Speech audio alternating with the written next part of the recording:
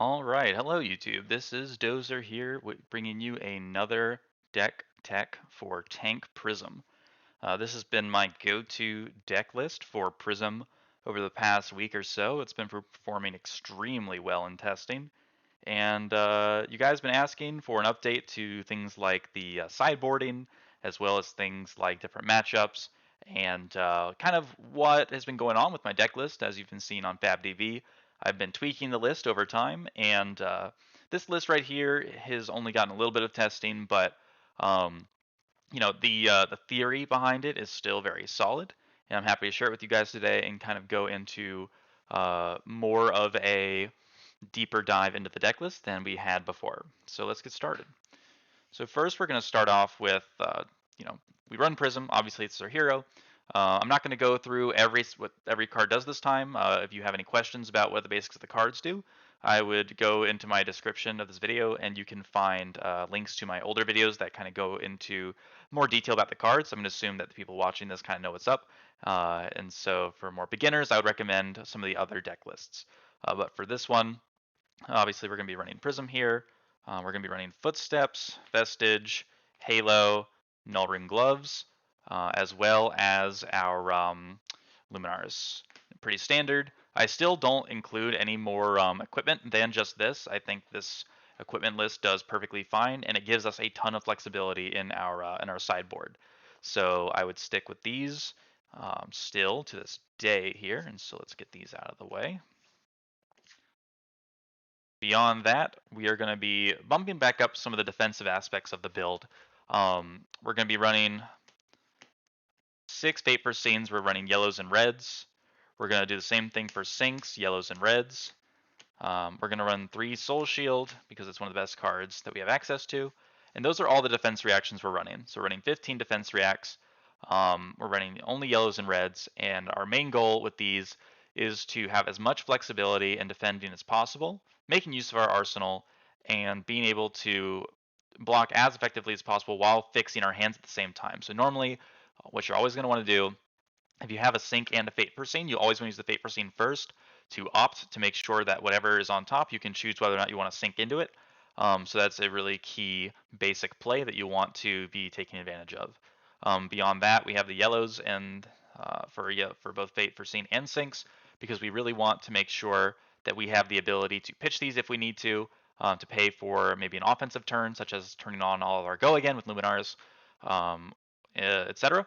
While also putting it to the bottom of our deck so that late game we have some flexible block and yellows that we can kind of end out the game pretty strong. So those are always good to have. So the next thing that I'm going to touch on here is going to be, we're reducing the count of Whispers of the Oracle down to 3 yellows. I love the card. I think it's fantastic. But in a lot of cases, I've just swapped it out of the other copies for some different cards that have a bit more defensive utility. And we're still happy to see Yellow Whispers. We can block with it. We can use it if we need to. But the blue Whispers and the red Whispers were kind of underperforming in some ways. If we want a blue, why not? That blocks 3, why not just run like another light card so we get the better pitch? And if we're going to be running the red, then, we really need to be digging deep for that. And I think the red pitch really screwed us up more than it benefited us. So I'm cutting it down to 3 yellow whispers here. I still do think it's an awesome card, and I'm definitely going to still run that. Then I'm running 2 Phantasmaclasms. I would love to run 3, but the red pitch is really relevant, especially because it's a 3 cost. And we can reuse it, into the late game. So it's not like we are only ever going to be able to use 2, but it is very powerful. And you do want to see it in most matchups, at least to get it into your graveyard to reuse later. So I would recommend running 2. Well, you could bump it up to 3 if you are expecting to face a more control-heavy metagame. I would say 2 Pursuit of Knowledge is really good for Prism. It helps you put out enough offensive pressure that your opponent is going to be highly incentivized to block this card. If they can't, it's free gas for you, and you can basically turn this into just a ton of extra block and insurance into the late game. And also pitches blue and blocks. So, it's never bad to have. And I don't think you want to run 3, though. You never really want to have multiples in your hand. So 2 Pursuit of Knowledge is always going to be good. Then I run 3 blue Rebirth, 3 blue Protection, 3 blue War Tune, 3 blue Ravages. you can't really see that super well. Just fix the artworks here. But yeah, basically, we want to run all these heralds that are blue at 3. Um, it's incredibly good for our pitch. They're highly flexible, and we want these 4. We don't really want Triumph. We don't really want Tenacity, and I'm pretty sure it's all the blue heralds that you have access to. So those are really the only ones we don't care about, just because they're so non-threatening in a defensive list. These have much more higher raw value, and so we're happy to run these. Beyond that, I run 3 yellow War Tune. 3 yellow War Tune is really important because you get the yellow pitch. It also is a way to have an outlet for your other yellows in hand. So what I was finding was that a lot of times, if you wanted to get a yellow into your pitch and you didn't have anything in soul, you would have a really hard time of getting that yellow out of your hand because you couldn't make the tokens with Prism's ability. So what I figured out was like, okay, well, let's just use yellow War Tune because worst case, you attack with yellow War Tune, they pop it after you pitch a yellow. You spend your 1 floating, get your action point back, you swing with everything else with your go again, and if it goes through, then you're happy anyway. So yellow War Tune is really good for that. Then I run 3 red Prismatic Shield, obviously. I cut the yellows. The yellows are decent, but since they don't block, a lot of the time we'd rather have another yellow card. And so the Prismatic Shield reds are definite keeps, and you just have to treat them as more precious this time rather than before, where you could kind of feel fine to throw them away sometimes and just use your yellows later. Next, I'm running 2 Parable, 3 Merciful, and let's see here. I'm running 3 Arclight Sentinel. I'm running 2 Genesis, and those are all of the auras that I'm running. Key thing to note, I'm not running Ode to Wrath anymore. It's a very, very good card when it lands in the right situation, but otherwise it's just a dead card. And while it really does fit the ping with auras strategy that we're doing, it doesn't block and it doesn't really have any defensive utility at all. It doesn't really attract their attacks to it either, like Parable do, Merciful does, or the Genesis does. So I cut it because even as a one of, like, I wasn't even putting it in most matchups, so I'd rather just have some different cards. But the 3 ofs are definitely the Mercifuls and the ALS. And the other auras, Genesis and Parable. 2 ofs is basically all you ever need. And so I would recommend running 2 of those. Then we've got 3 Erudition, staple card for Prism. It's fantastic. Run 3. Then I run 3 Judgment. Judgment substitutes the same kind of idea as like the other Whispers we're kind of taking, where it's a 3 block, it pitches yellow, and it's really good in like the chain matchup. But beyond that, we don't really need to play it, but it is a good kind of filler card that's also light and helps us just hit the key breakpoints. And it's a really good counter card for certain things. So we'd run it for that reason. 3 Tome of Divinity, fantastic card. Sets up our late game. It's a very huge power card for us. 2 Yellow Glisten. You only ever need 2. Some matchups you really want to see it, but in a slow matchup, like against a control list or a grindy list like Katsu or Dash or something, if you draw 1 Glisten, you can basically play it early, and it's going to be the same thing as if you play it late. So, I'd play 1 or hold on to it until you see the other one and then kind of play it around that way. You don't really need 3. 3 is kind of cloggy. Then I would go ahead and say 2 Energy Potion is the number I want to run here. I want to make sure I can see 1 early because drawing them late is okay, but you'd really rather see it early. And if you only run 1, that's just not very likely to happen, so I would run 2. And then I'm running 1 Time Snap, which you'll see why in a bit. The main reason is that it synergizes very well with another card that we're going to be running as a new inclusion, but also it allows us to have even better matchups against Prism, so we can kind of punch through ALS and just really break their back in the mirror. So we run those potions. Sideboard type cards, we run 3 Raging Onslaught Red. It's better by far than the yellow because, again, we're using that specifically for breaking heralds. We're never pitching it, and it has 7, so Triumphs don't work on it. So we're very happy to run that card. Even through Parable of Humility, right? It still works. So you're very happy to have that. Same thing with having 3 Celestial Cataclysm. Again, it's a 7. And we really only run it in the Prism mirror now. Like, I don't ever feel the need to run Cataclysm in the main anymore, because we always want to use our Soul Shield. Well, not our Soul Shield, but our Soul charges on Prism's ability. We never really want to be using it to play Cataclysm. And then I have room for 2 Remembrances, um, which are really huge for the grind matchups. And I always want to have it just in case we need it, because again, this deck is so defensive. Having the ability to reuse our offensive cards is really strong. And then the new inclusion here, and the reason we run Time Snap, is we run 3 Tome of Fiendal, or Fiendal, however you want to pronounce it. This card is fantastic as a defensive card. The Time Snap allows us to use it offensively, but um, for the most part, the combo we actually care about isn't even, time snapping to do some crazy draw turn or anything like that. Although we can still do that. We have the option. So what you do is you have Tome of Fiendal in your arsenal. You have a energy potion in play. You could have a time snap, but let's just say you don't have it for now. All you need in hand is a Tome of Divinity, any light blue card, which I guess are all over here. Any light card, so we can even say that we're going to just use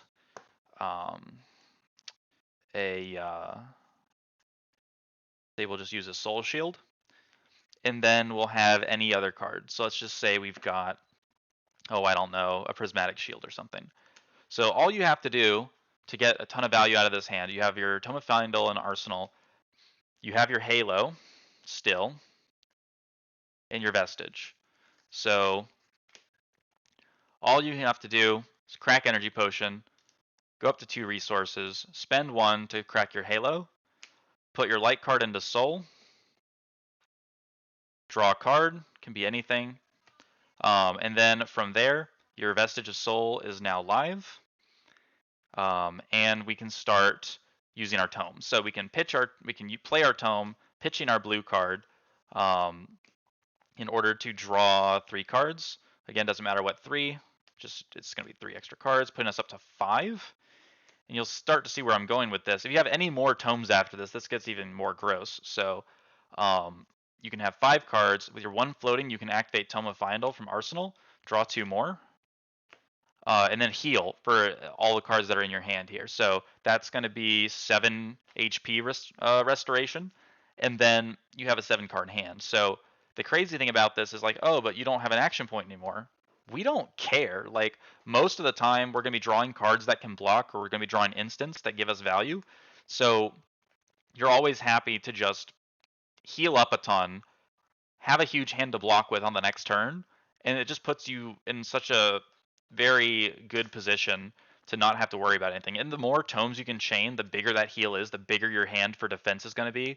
And that's when you can drop like a ton of your auras or drop a ton of your prismatic shields as instants and still maintain a huge hand to block with, again, while healing a ton. So and if you have time snap in play when you do that for the first time, it's even better, because you can play your tome you can crack your time snap, play your tome, and then still take your turn with a 7+ card hand after healing 7. So I mean, that combo is really strong defensively, and again, we don't care about not being able to use our Tome of Fiendals offensively. We just care about surviving and playing our instants out. So it accomplishes that for us, and I've been very happy with it so far in testing. So, and it blocks too, and pitches yellow, so it's a really good card for us to use. Now to talk a bit about the sideboarding, because I know you guys asked a lot about kind of like how I approach sideboarding for Prism, and you guys were having a bit of confusion as to what to do in different matchups. So let's break it down kind of this way. So we've got just a slew of cards here that we can spread out. These guys over here. And we got our defense reacts. So Prism has very polarizing matchups, right? Like if she's playing against a Guardian, the Phantasm attacks are basically never going to work. Whereas if she's playing against a hyper wide type deck, it's really hard for her to keep her auras alive, right? So as far as the main board, let's try and focus on that for right now. So if I had to build a main board, I would say you would definitely run your Tome of Divinities in the main. You would consider running Judgments, definitely run Eruditions. You would run your Pursuit of Knowledges, your Phantasmaclasms, your Whispers, all of your defense reactions in the main, for sure. That's including our Soul Shield, which I think we put here. And so you basically main board all of those cards. Again, that's the you can rewind if you need to, but it's the defense reacts, your opting, your best attacks, your best cards. You'd also want to main board, I think, Tome of Fyendal. I think it's a fantastic card to main board. Your 3 Prismatic Shield red, and basically all of your blue heralds and your yellow protection war tunes. So right off the bat there, that's going to put us at a pretty sizable main deck list. I would also recommend maining the 3 energy potions and the 1 time snap. So we've got our glistens in the side. This is because against like Chain or something, you don't want this card. This is a matchup specific card. Although it is good into most matchups, there's some that you have to side it out. Same thing with Judgment. Like Judgment's a fine card, but you don't want it in every single list. Genesis is the same, Parable is the same, ALS is the same. Merciful, you basically always want to run. It's a really, really good card to turn, like a turn where you can't block everything that they're doing into making value out of your spectral shields, and it's a good way to get cards into soul to keep making more shields and to turn on our go again. From there, our cataclysms and our onslaughts are also basically sideboard cards only, and so are our remembrance. So at this point, if we count it out, we've got 3, 6, 9, 12, 13, 14, 15, 16, 17, 18, 19, 20 cards in the sideboard, which puts us at what? Slightly under 60, so it puts us at like 55 in the main board. From there, it kind of just depends on the matchup. So for instance, if I was playing against Bolton, I would play Parable, I would play Genesis, I would play ALS, and I would probably not run Glisten. I'd probably not run Remembrance or Judgment or any of our 7s. So for Bolton, these are the cards that I would run, in addition to the ones I already run. What else? I think I would then go ahead and say, if we were against Levia, I would probably take away a lot of the auras, just because with the scab skins and all the action points they get, they can kind of just walk through your auras. And so I'd leave Merciful because it always gets you value, but I would probably put in something like the Herald of Judgment. I'd probably put in the Remembrance because you're going to be going into late game against her most likely. And then you can probably run Glistens, but I would not be sure exactly if I would run them. I would probably consider it though, and then I probably would not run any of my 7 attacks. Against something like an Azalea, I would run all of my auras, I would run my Glistens, I would run my Remembrance, and I would not run any of these other guys. Because she just can't really deal with the auras very well, and they provide a lot of value over time. Going up the list here, Kano. I would probably run Genesis and Glisten into Kano. Actually, no, I would not run Glisten. No, I would. The reason is because you can play these auras no problem, and he can't really attack them. So you just put your Glisten onto your non-spectral shield auras, and you just focus on keeping yourself alive. You probably don't need Remembrance. The game's not going to go long enough, and you don't really need these other guys. Although you could run Judgments to prevent him from playing off of his Kano ability. So I would side in these 7 cards versus Kano. After Kano, we can talk about Viserai. I have not really played against Viserai in Constructed very much, but I imagine it's a very similar situation. I would probably run the ALS, the Genesis, and probably just leave it at that. I don't think you would really need any of these other cards. Then against who else? Dash. Against Dash, I would 100% be running Glisten. Glisten is like the key card that helps us beat Dash. I wouldn't really worry about running the Judgments. I wouldn't really be worried about running the 7 attacks, but I'd run the Remembrance. And if I had to put one more card in, I'd probably put in like a Genesis.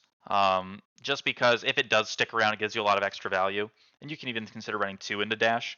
So I'd probably run these 6 cards in addition to the main board. Um, Beyond that, we can go back to WTR. So Bravo. Against Bravo, I would probably stick to running the Genesis. I'd stick to running the ALS, and I'd stick to running the I mean, it's hard to say if you would run the Raging Onslaughts just because of the ability to attack and put out some offensive pressure, where your Phantasms will really never give you value. Um, but at the same time, we can just use those cards to block with anyway.